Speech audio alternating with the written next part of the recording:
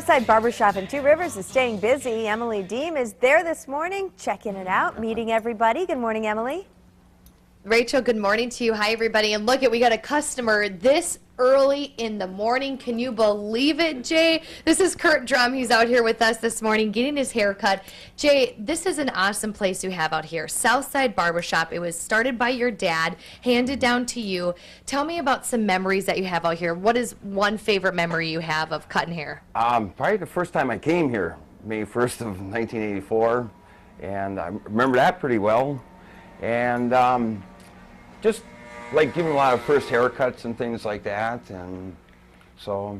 A lot of memories you have, especially being with your dad and working with him. Now, I know Kurt is a good friend of yours. Kurt, you've been coming out here for more than 10 years, and it's funny because I actually met Jay at Thunder on the Lakeshore, and we just wrapped up with that in June. How did everything go with that? Their show went great. We had a record attendance, and the weather was fine, and we had wonderful acts for our 20th anniversary, so that was it's a lot of fun to put the event on. Why do you keep coming out to Southside?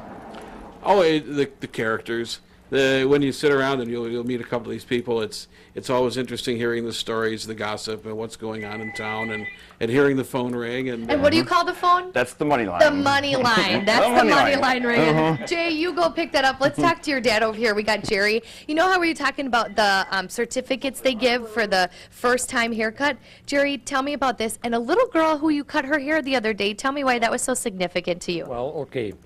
People would bring their little boy in here for the first haircut, and they'd bring a camera along, and we would make a little bit of production out of that.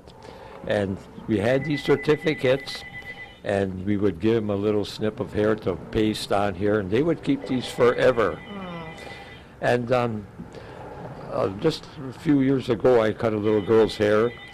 And the reason I only cut a little snip off her because she was the 5th generation of the people in that family that I cut the hair.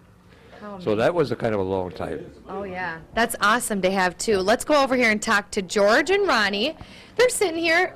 George has been coming here for about 3 years now. Tell me about, though, when you were a young boy, your grandpa brought you to the barber shop. Right. My grandfather would take me to the barber shop because my grandmother wouldn't let him play pool, so he had an excuse. The barber shop was also a pool hall, plus the barber was the town's bookie. And so he'd be cutting your hair, and all of a sudden the phone would ring, and you'd hear him say, Billy on the 5th at Santa Anita, or, you know, and but I always loved when my grandfather and I would go to the barber shop together. And when we got home, my grandma would take me aside and try to get out of me if my grandfather was playing pool. But I never told. Oh. And Ronnie, you said 30 years you've been coming here. Why do you keep coming back?